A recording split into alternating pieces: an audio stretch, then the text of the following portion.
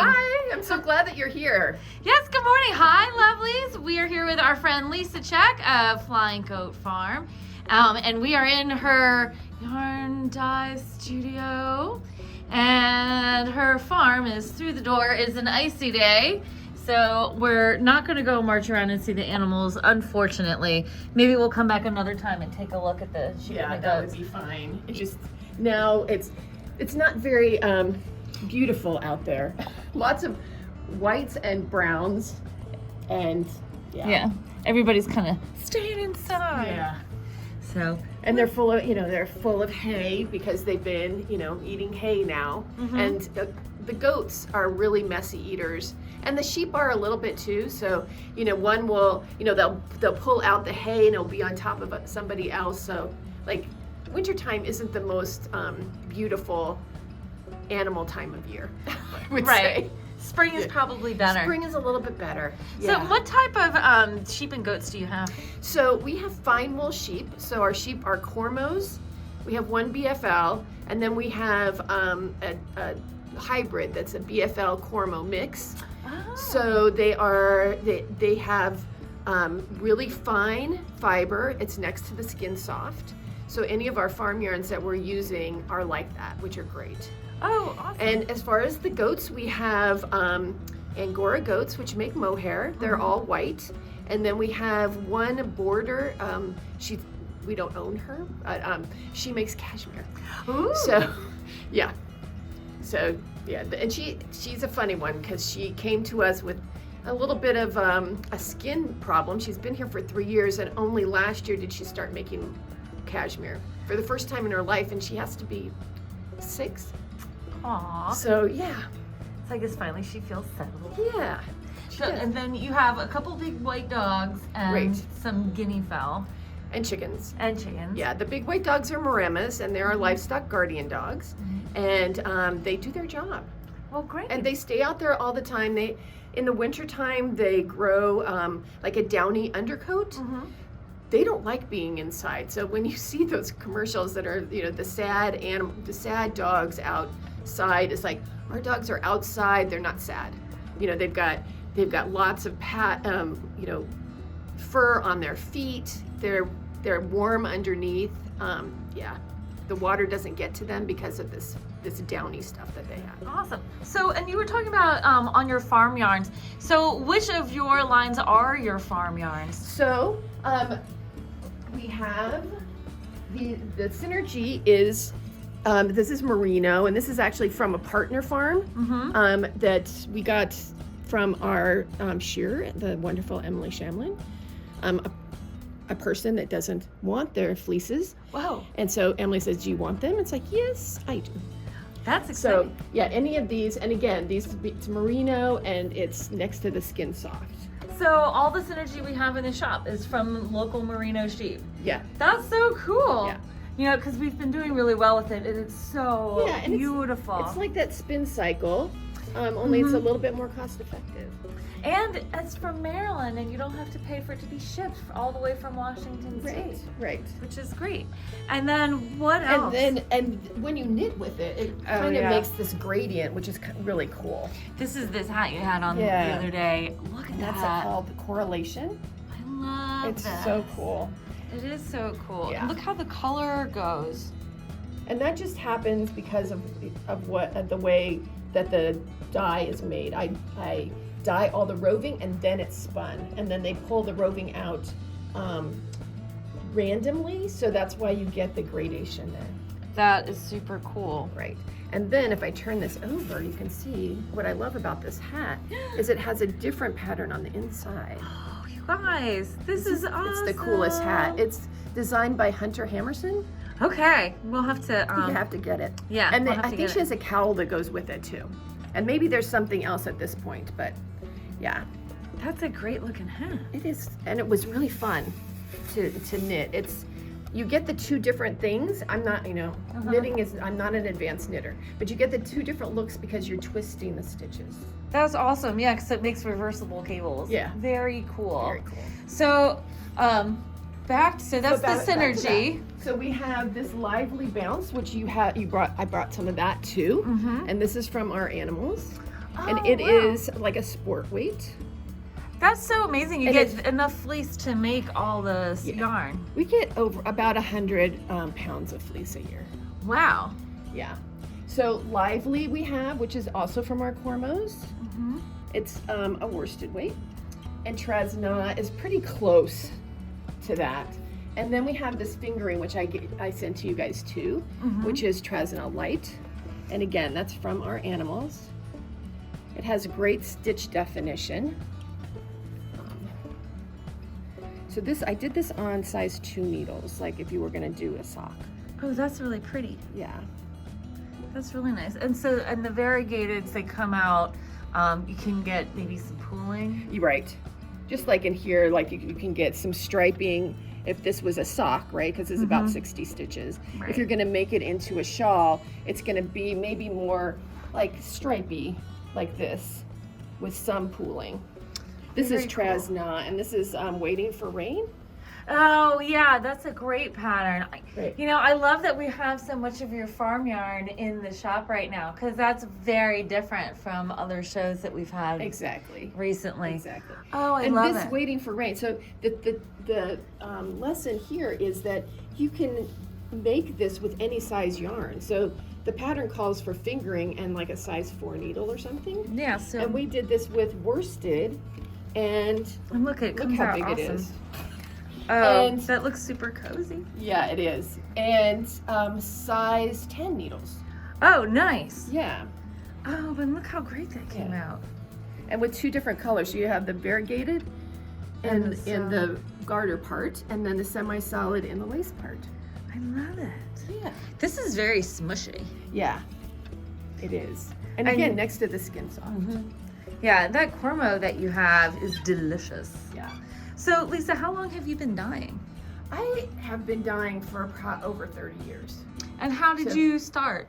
I started as a weaver, and I wanted to do ikat, which is a kind of, it's a kind of weaving where you dye and then you change, you, how can I explain it? I'll show you. You dye and then you can manipulate the pattern so that you get something that looks like this, Oh, very cool. or even something that looks like that. Awesome. So I wanted to learn how to do that. So first I had to learn how to weave, and then I had to learn how to dye to do that. Ah, okay. Makes sense. Yeah. And so I've been dyeing and teaching dyeing for over 30 years. Oh my goodness. And have you been here at this location that No. long? We've been here for 15 years. And so did the farm come with all of these? I'm a city girl from LA.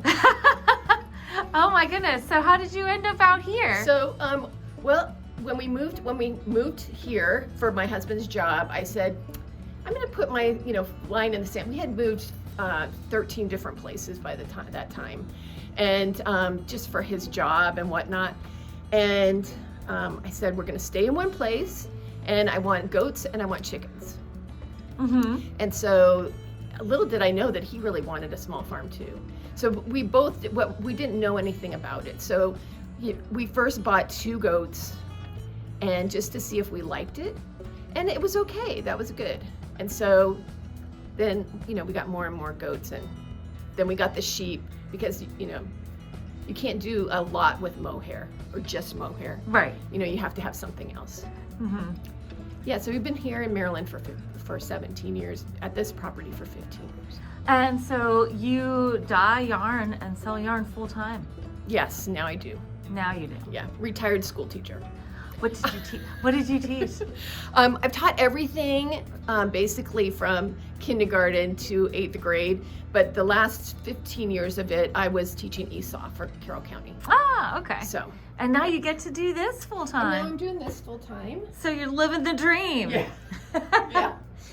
Oh Yeah, my I dye goodness. just about every day. Oh, that's So, wonderful. yeah. And then the fiber, the spinning fiber that you have, is that from your sheep No. too, or? So most of it is commercial. So the BFL, the Polewurst silk, and the alpaca are commercial.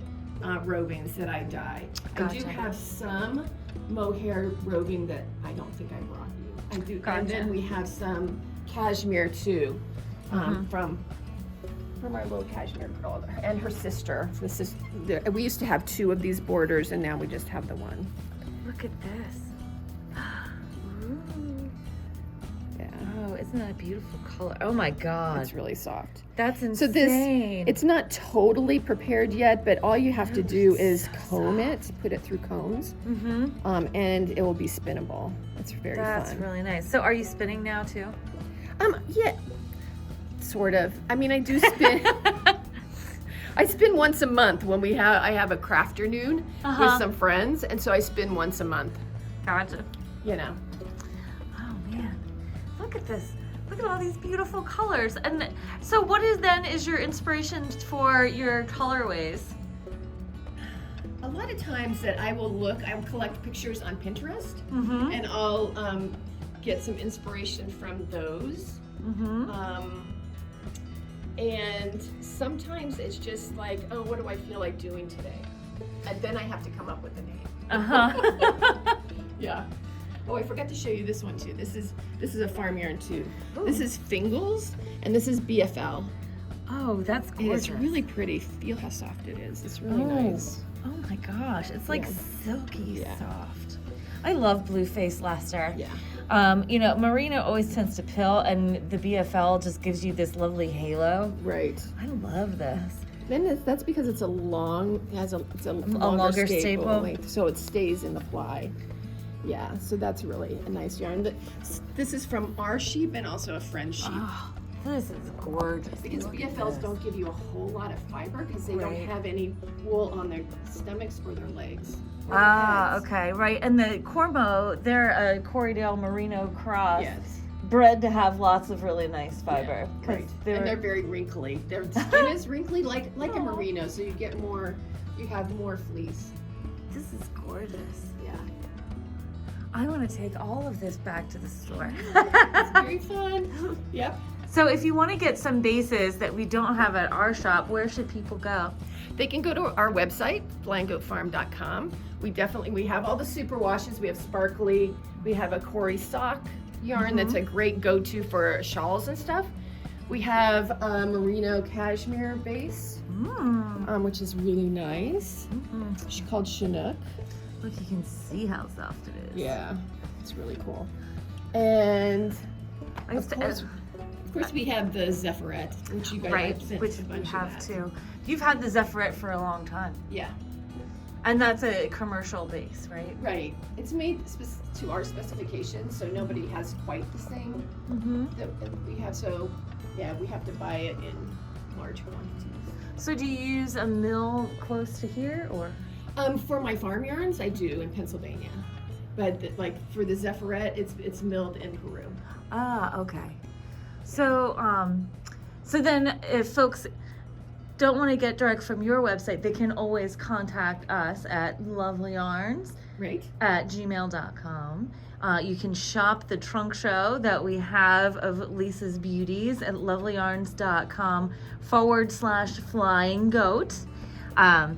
And you can always give us a call. Our number's listed on our website, lovelyarns.com. And what else should we know, Lisa? I mean, like, you've got, take us through your dye process. Yeah, we can go to my new dye studio is in the basement, so we can go down there. I also am starting to do natural dyes. So these, this is cochineal. This is walnuts from our own property. We have some madder, and then we have some weld and Himalayan rhubarb and all kinds of different things. God, these are gorgeous. I'll be adding some indigo dyed yarns too, so. Beautiful. Yeah. All right, so we should see your new setup. Exactly. All right, let's go. Whoa, look at all this yarn. Look at all this yarn. So Oh this my is all God. the undyed yarn. Wow, and so this is the Lively and the Trasna, so this is Right. all your farm yarns. Yep. That's so much. So you get 100 pounds of fleece. Is that before or after process? That's before. Okay. And so I probably get 70 back. That's still a lot. Still, yeah. 70 back. That's like 70 sweaters. Yeah. Yeah. Or maybe 60. It's a lot of sweaters. It's a lot of sweaters. Yeah. Look at this. Yeah, this is like things that are already open because when they come to me, they're like in tens. So like this is that Fingles. So yarn comes from the mill in the hank, and then you Yes. dye it in the hank, Yes. and it comes to us as a twisted hank. Right. Look at this fiber. Look at this. Look at this. Look, it's like a bag of clouds. Look at that. This is merino. Yeah. Bag of Look at this. Polar silk. Before it's dyed. Oh my god. You can see the silk in there. You really can't. Look at that. Gorgeous. It's like you want to put jump in it. Yeah. Yes. It's like, look at all this lovely soft stuff. Yeah. Oh, and look at this gorgeous. Yeah, so those are ones that I have to fix. They have little problems with them, so They're so pretty. Oh they're my in god. the Look at fixing stage. Yep, and so we have all the different, all of our mohair yarns. We have the Synergy guys that we still have. So, and then the Synergy, so you dye the fiber and then it's spun. Yeah, so that is all ready to go when it gets here. Look at this. Yeah. Look. So, we have like different colored mohair yarns. Oh god. I love these natural colors, are so pretty. And then I bet they over dye really awesome. Yeah, they can. Feel that. That's a really nice one. So Ooh, that's This is lovely. a mohair, wool, and alpaca blend. Oh, this is really nice. It feels Yeah. very springy. Like springy and silky. Yeah, it's a nice one. And then we have some that are browns. This is like a bulky. Ooh. Oh, this feels good too. Yeah. So that's kind of like what I'm wearing. Yeah, So like this is your yeah. sweater. Oh, this must be really warm. it is, and it's really heavy, but but I can really wear. I could not wear it last year, but I can wear it this year. Yeah, because it's And been I'm liking cold. wearing it. And then look, she could set the heel over her Yeah. arm. This is amazing. Look at all of this. So many activities waiting to happen. So many possibilities. So Yeah. you were asking, so here's some of the things, like if I, pull some things together for a collection, I'll pull pictures off of Instagram and then figure out, what colors would I use for that, and, what would I call it? Sometimes I'll put what I'll call it on there. Smart. Yeah. And then you're using hot plates and big pots. Big pots. And this is an indigo pot that And folks at home, if you're dyeing at home, do not eat and cook out of the pots you use for dyeing. Everything should be separate. Yeah, so this is indigo. I'm heating it up right now. I'm hoping to be able to dye with it today or tomorrow. Having an indigo pot is a lot like having a child. Oh, is You that? have to pay attention to it. You have to take care of it. You have to feed it. I had to feed it this morning. I put in some. This is made with some henna, so I had to feed it with some henna. So I'm hoping to get it back. It was a little bit. It was under the weather yesterday. Oh dear. So I've been trying to pull it back and redo that. And then here's some of the natural stuff, like we did some dyeing with acorns. Oh, cool. So, and then do those come out like shades of brown or? Yeah, kind of a caramely color. Oh, pretty. Yeah, and then if you do a little after bath, it turns into beautiful grays, which is neat. Nice. Yeah. And I've never seen acorns like this, but my friend has them by her house. Aren't That's they cool looking? It is cool looking. That's really wild. Yeah. I don't think I've ever seen that either. Yeah. And then these are the acid dyes. These are all my acid dyes. Yeah. So I do work from stock, and yeah. So you got like this whole awesome setup. So this is a brand new dye setup for you. Right. Wow. Yep. So before you were back over. And I did all my dyeing outside. Wow. So now I don't have to be outside, and then when it's really hot or when it's really cold. So that's good. And I have a lot more space. And I used to trip the circuit breakers over there all the time. So now I have things that are, I Right. have a lot of electricity in here, which is good. Good. So you won't like knock all the power out of your house. Exactly. Yeah. This is fantastic. Thank you so much for showing us around. And then what is going on over here?